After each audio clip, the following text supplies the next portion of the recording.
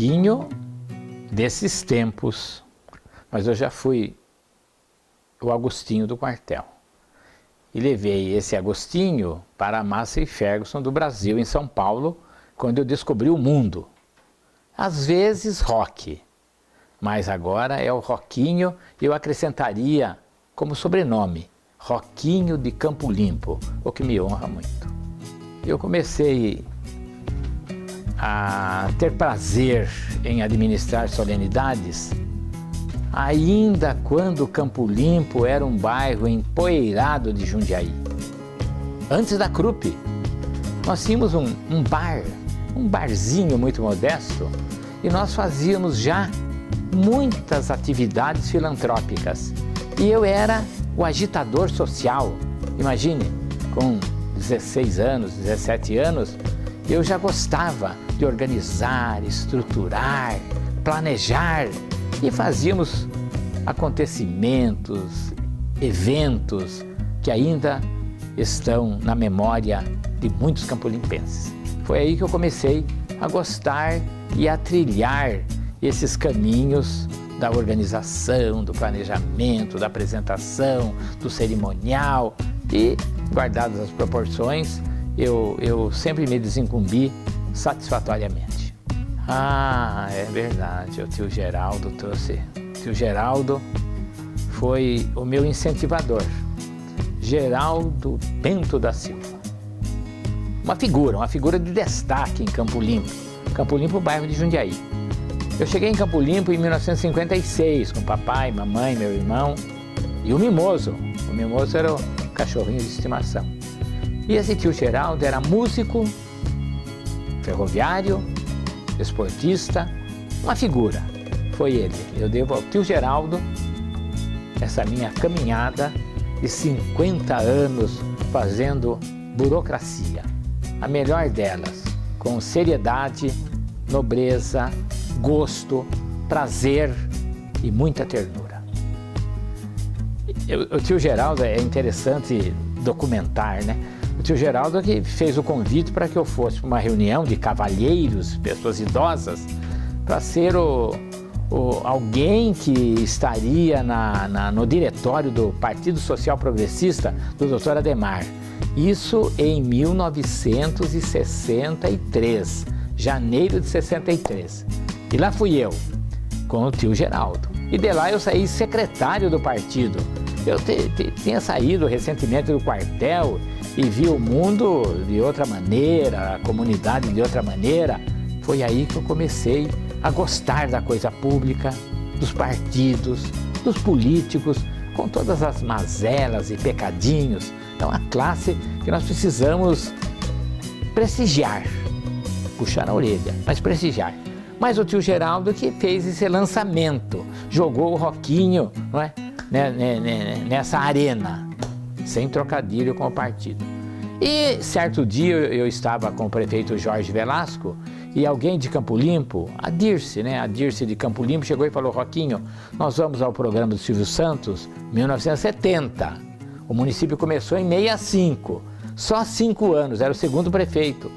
E ela falou: e nós precisamos levar uma carta do prefeito, um bilhete. E ele fala na hora lá, e a televisão estava começando, né? Daí eu fiz, era para fazer uma carta que o Silvio Santos poderia ler, eu caprichei. Eu confesso que eu caprichei. E chamei o Silvio Santos de o arrebatador de audiências. E brincou com o auditório. Alguém já me chamou de o arrebatador de audiências? Lá vem o prefeito de Campo Limpo, Jorge de Maio Velasco, e me chama de o arrebatador, e fazia esse gesto. E então foi a primeira vez que Campo Limpo teve o seu nome divulgado para todo o Brasil. Eu armazeno documentos, né? Eu venho de uma época que nós não tínhamos a Xerox, né? Nem o computador, né? Mas eu sempre me esforcei em guardar, porque em algum dia, de algum tempo, alguém vai saber, principalmente da história da emancipação de Campo Limpo, que foi uma epopeia, porque quem éramos nós? Nada. Um auxiliar de escritório, outro balconista. Esse era o retrato da comunidade. E de repente surge essa figura especial, Aderbal da Costa Moreira, que foi trazido pelo Lauro Osvaldo de Almeida Nicodemo. E ambos foram com o Antônio Caria, o primeiro vereador da cidade, meu colega. A partir daí, houve esse movimento de emancipação.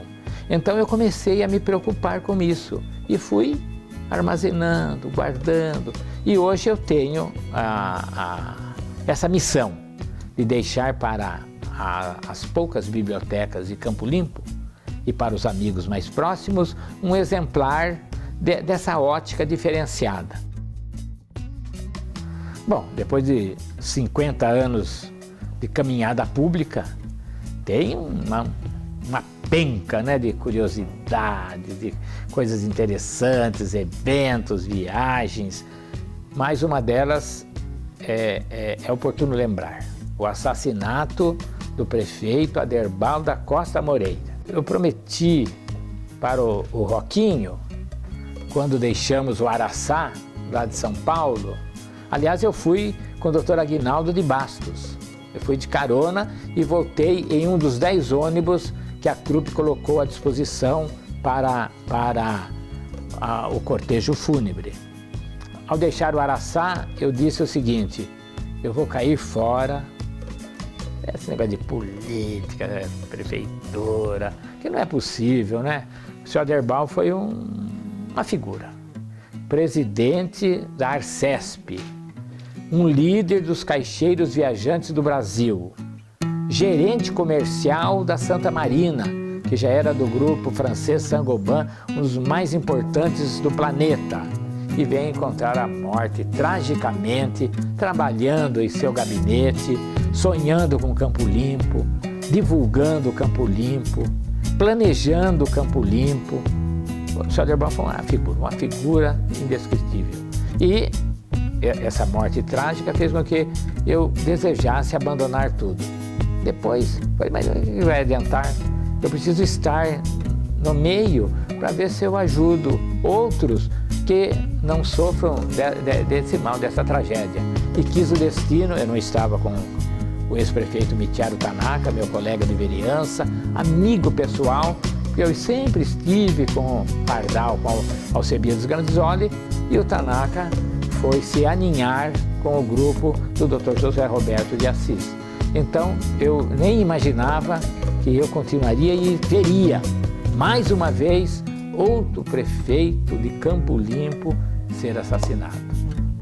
Interessante observar também que, como é gratificante hoje, depois de conquistar a aposentadoria, depois de 50 anos de serviço público, né, encontrar pessoas que estão eternamente agradecidas por gestos afáveis que nós desenvolvemos no serviço público. Então, o morador só vai à prefeitura, a qualquer repartição pública da União, que está tão longe do Estado ou da municipalidade, para pedir socorro. Poucos vão para tentar conquistar alguma coisa.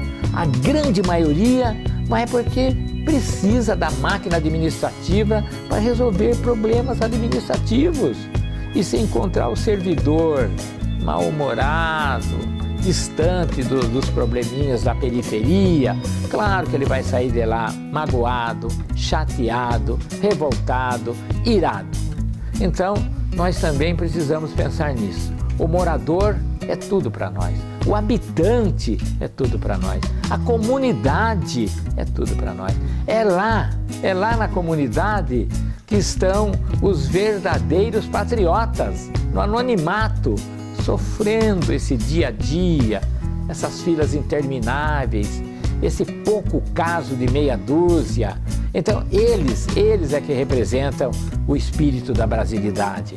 Então, nós deveremos ser. E nós encontramos, eu agora que perambulo pelas sessões, pelos departamentos, pelas repartições públicas, eu vejo tanta gente boa, atendendo com um sorriso nos lábios, que me faz lembrar dos tempos da minha querida prefeitura, das minhas queridas prefeituras de Campo Limpo, de Jundiaí, de Cajamar, de Louveira e do Palácio dos Bandeirantes, onde um jovem de Campo Limpo consegue ter acesso, secretariando o Alcebiades Grandisoli, popular e saudoso Pardal, na subchefia do interior. Veja quanta coisa em tão pouco tempo, porque 75 anos de vida no calendário histórico da humanidade não é nada. Então, eu só tenho que agradecer a Deus que possibilitou e Oxalá possa possibilitar para todos os outros jovens que gostam desse caminhar, que gostam do serviço público, de ser um autêntico representante da comunidade e nas mais diferentes repartições do nosso governo. Bem, eu gostaria de deixar aqui uma mensagem para aqueles que querem iniciar essa caminhada de burocrata, servidor público, político, armazenador de documentos, não é? Arquivista. Mas eu quero deixar como uma palavra de incentivo, eu não sou autoridade nenhuma para falar assim, né?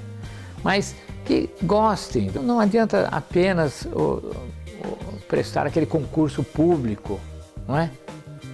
Tem que se dedicar, gostar, ser amável, elegante, educado. Tem que ter uma vida aqui fora, uma vida que demonstre que há uma certa afinidade com o serviço público, né? Gostar. Vamos passar pelo serviço público, também pela vida, é claro, mas sendo útil para, não só para os governantes, mas para a sociedade que precisa tanto dos nossos administradores públicos.